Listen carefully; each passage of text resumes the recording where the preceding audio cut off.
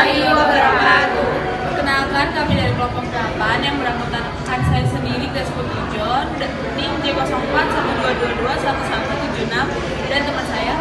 Perkenalkan, nama saya Fauzi Olivia Syawalin dengan nomor NIM J0412111159. Perkenalkan, nama saya Amalina Febriati dengan NIM J0412221116. Perkenalkan, nama saya Salma Siva Lestari dengan NIM J0412221139. Perkenalkan, nama saya Sina Suma Salmila, NIM J0412221041. Pada video kali ini, kelompok kami akan membahas mengenai pohon industri tentang talas bentuk.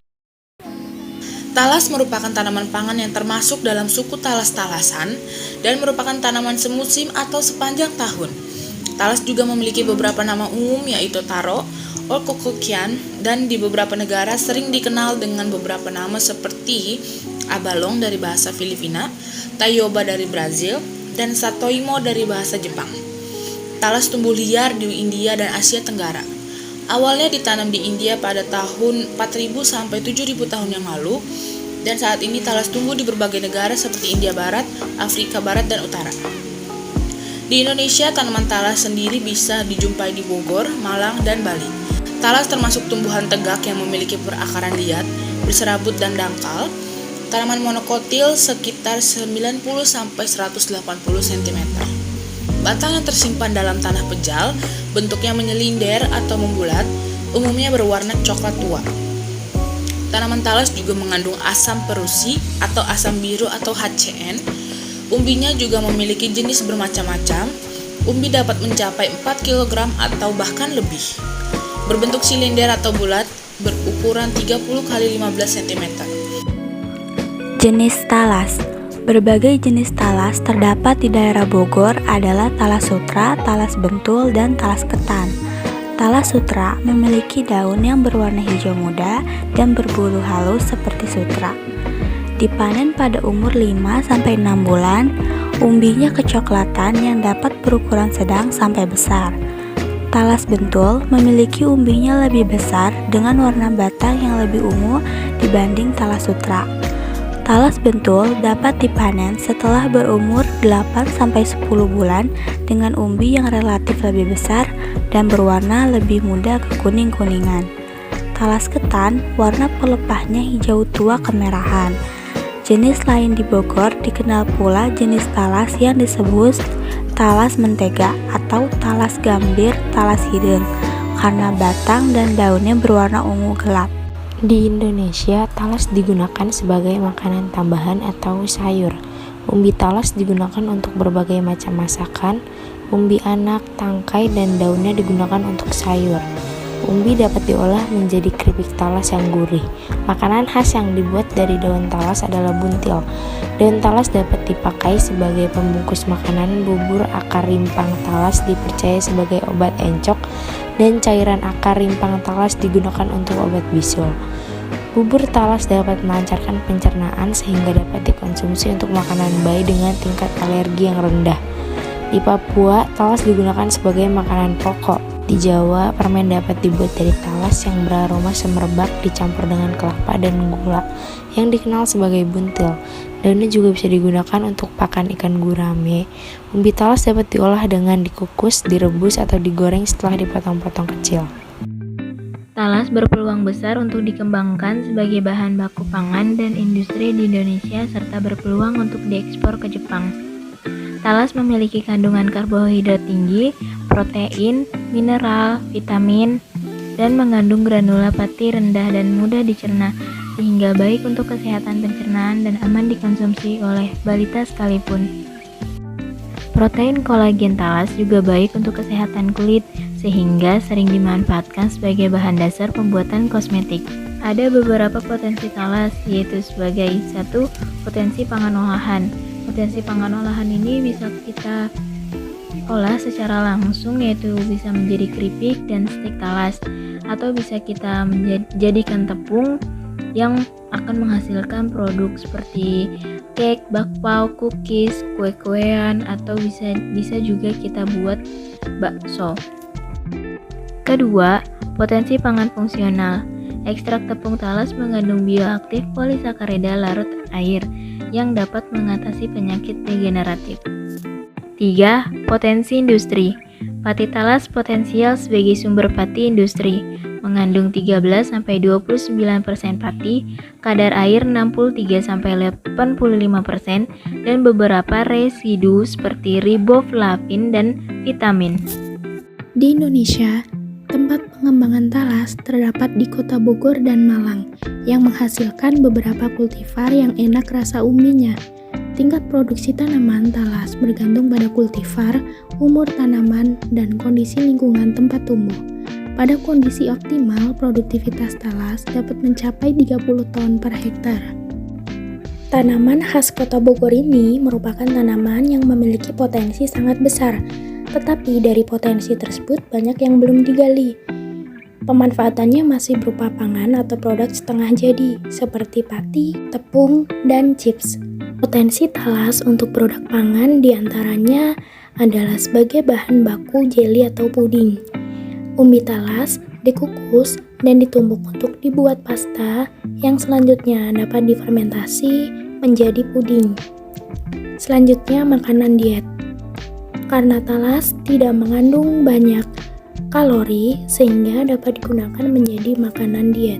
Lalu, talas dapat dikembangkan menjadi makanan ringan seperti keripik talas. Selanjutnya, talas dapat digunakan juga menjadi bahan baku kue seperti tepung talas yang selanjutnya dapat diproses menjadi kue brownies misalnya. Lalu ada bubur bayi, serta yang terakhir talas dapat digunakan menjadi pengental sup.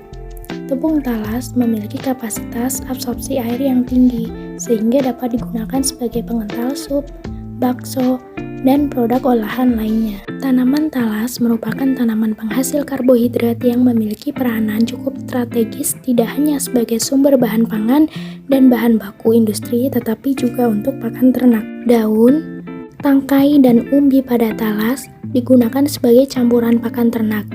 Sedangkan pada manusia, umbi, daun, dan tangkai daun talas dapat dimanfaatkan sebagai sayuran. Potensi talas untuk produk non-pangan diantaranya adalah sebagai kemasan bioplastik. Kemasan bioplastik merupakan pengemas pangan yang ramah lingkungan. Kemasan bioplastik berfungsi sebagai pengemas pangan yang mampu memperpanjang umur simpan produk dan menjaga kualitas produk pangan. Talas merupakan tanaman dari jenis umbi-umbian yang merupakan salah satu bahan pangan non-beras yang bergizi cukup tinggi, terutama kandungan karbohidratnya, sehingga dapat dijadikan sebagai salah satu alternatif untuk bahan baku pembuatan etanol. Pemilihan talas sebagai bahan baku pembuatan etanol karena talas termasuk golongan umbi seperti halnya singkong yang memiliki pati sebanyak 66,8% dan kadar air sebanyak 7,2%.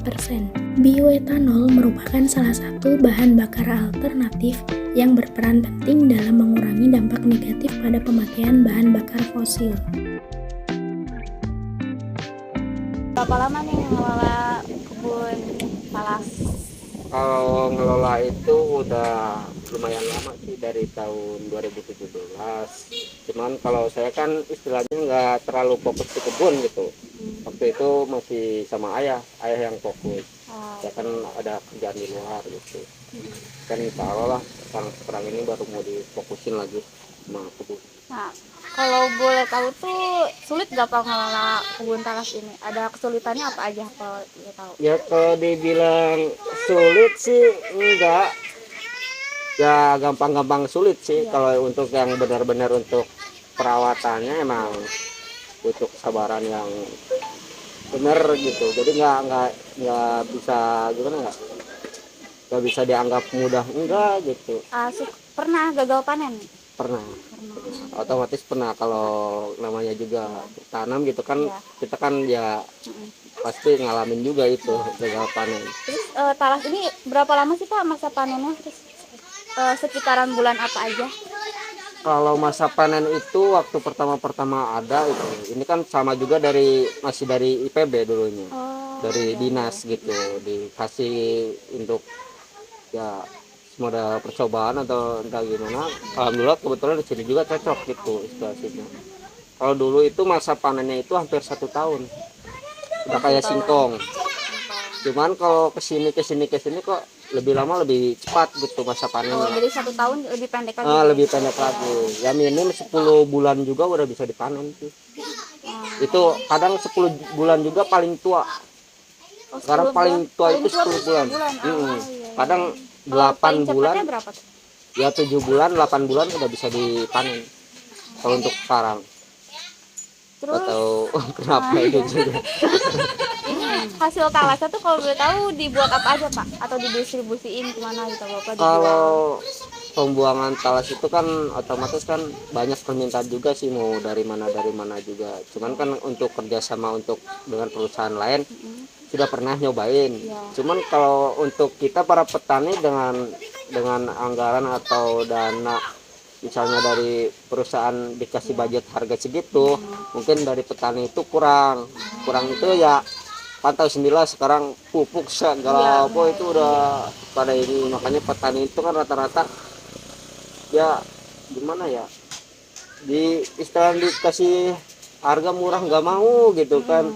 Jadi nyesuaiin pengeluaran juga sih kalau petani itu. Kalau istilahnya lebih mahal kelapa atau ke pemborong ya mau nggak mau pasti jualnya ke situ. Berarti lebih banyak ke pemborong. Lebih banyak ke pemborong kalau untuk sekarang mah. Makanya untuk tata juga sekarang agak di-cancel juga. Nah, izin bertanya kalau boleh tahu omsetnya gimana nih Pak?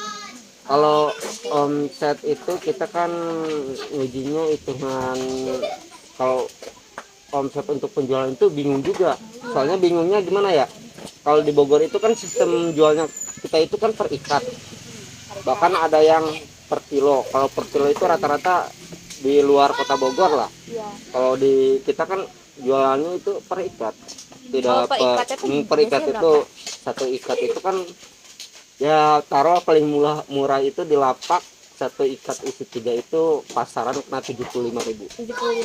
3 biji itu untuk ukuran yang 1,5 kilo. Sedangkan kalau per kilo itu saya ngikutin harga pasaran yang ada di perusahaan yang mana saya masukin tuh. Itu sekilonya kena 7.000 sekilo. Cuman kan kalau per kilo itu emang ribetnya itu kita potongin batangnya itu kecil kan, emang buat diolah lagi atau buat tepung atau keripik. Biasanya dijadiin bolu ya, kayak bolu talas. Bahan bolu.